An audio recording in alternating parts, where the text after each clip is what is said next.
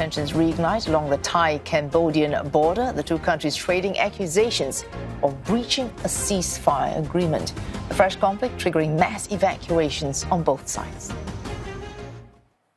More on this and other events shaping geopolitics in the region. We're joined by Philippe Le Corre in the studio. He's a professor of geopolitics at the ESSEC Business School and a senior fellow at the Asia Society Policy Institute Center for China. Thank you for joining us in the studio, Professor Le Corre. Thailand, Cambodia, when an early freeze on kinetic war was reached in July, there was urgency because, and it's happening again, mass evacuations and deaths. It's easy to look back and say root causes were not addressed. I mean, this situation has been dragging on for decades now, and it's very sad that, there's so many big wars and troubles going on in this world that these two neighboring countries that have been sort of collaborating on and off, including through ASEAN, are now picking up this fight again. So I hope it gets settled soon, and I hope both sides become reasonable again. There's a much bigger conflict going on in Ukraine. Following the attack by Russia 3.5 years ago, and I see nowhere to an end for the time being, and this is something that Europe feels very concerned about, and that Europeans particularly feel a bit sidelined by the talks that the US has been trying to engage with Vladimir Putin's Russia. So I think, for the future of Europe and for the future of the world, this is probably a much more serious situation. Not that I want, the conflict between Thailand and Cambodia to drag on, but I think, both should stop, basically. All right. It is difficult to say any one war is worse than the other, beyond looking at, I suppose, death tolls. However, one can draw some parallels. So in the case of Thailand, Cambodia, as you mentioned, this has gone on for a very long time because there are very basic issues to do with how each country sees itself. So if we look at Ukraine, one of the many reasons that is so hard to solve is because it goes beyond just Ukraine, both for Europe, for Russia, and possibly for Washington, and for other parties who could be involved, such as China. Yeah, I think the Ukrainians basically parted from Russia a long time ago, and parted from Russia, particularly a few years after the Soviet Union collapsed. And Vladimir Putin has been trying to restore some kind of Russian empire. And the Ukrainians obviously don't want to be part of his empire.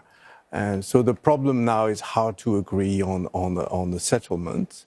Now, it's quite obvious that Ukraine will not be exactly the way it was 4 years ago. But the European mood is rather gloomy at the moment, because if we accept the territory to be reduced, if we make too many concessions to the Russians, that means what is next? The Baltic states, Poland, Finland, some neighboring countries. The hope was that it makes concessions, but in return, Russia gets a very, very stern warning that thus far and no further. And you are not seeing that from anyone who can exert that pressure, either militarily or economically. The United States has been claiming to pursue deals. The national security strategy was listing all the victories that President Trump is claiming to be responsible for. But the problem is he's been talking to Russia through his special envoy without including the Ukrainians nor the Europeans. And the economic sanctions you were referring to have been somewhat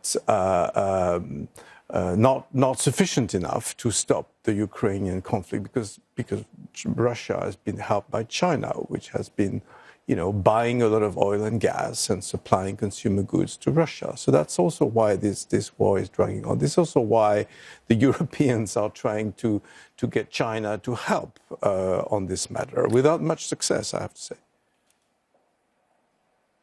Ultimately, it comes down to whether or not you are able to exert that pressure, and not really from trying to persuade someone to, quote, from your point of view, that's doing the right thing. In terms of exerting pressure, that national security strategy you mentioned, do you see Washington taking the position it needs to take to put the right kind of pressure that you see to get these things done very quickly? So the national security strategy, which is a document coming out every 4 years usually, is a typical MAGA, Make America Great Again document. It's blaming the Europeans for a lot of things, including not being European enough. Can you imagine Singapore being told it's not Singaporean enough?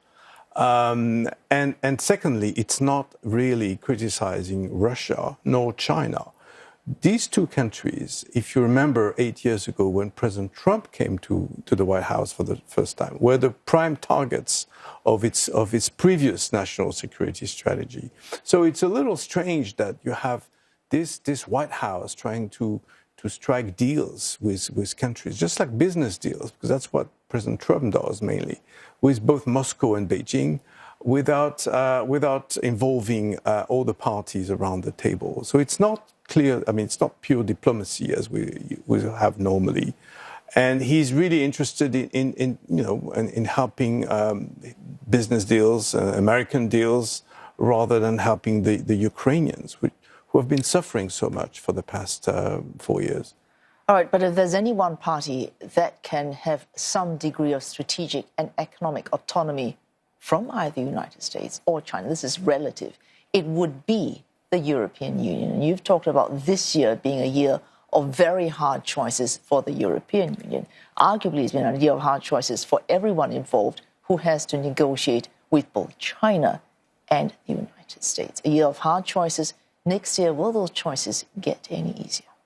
Right. It's a very complicated moment for the Europeans, because on the one hand, you have the United States asking Europe to be more responsible.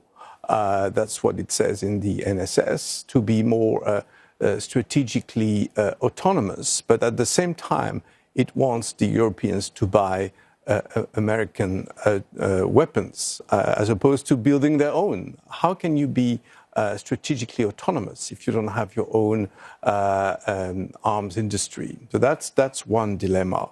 The second dilemma we discussed, which is the Ukraine situation, which is very close to the Europeans' hearts and minds and concerns in terms of national sovereignty and security. Thirdly, you ask about China. So China is a long-term threat to the European economy because it has so much capabilities, industrial capabilities, and not just industrial, but also services and also technology, as we all know. The trade surplus that China has with Europe has been climbing up to 35% for the past 5 years.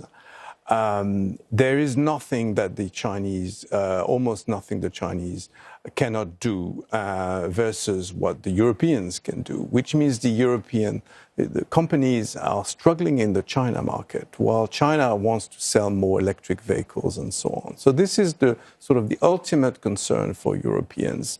And eventually, this will lead to a more restricted European market for Chinese goods, and that's what President Macron was trying to say to the Chinese leaders last week. President Xi Jinping last week in a visit in which he was trying to ask for a greater balance in trade, which was for him insufferable, the current imbalance. Thanks so much for joining us this evening in the studio. Philippe Le Corre, Professor of Geopolitics at the ESSEC Business School and Senior Fellow at the Asia Society Policy Institute Center for China. Thank you.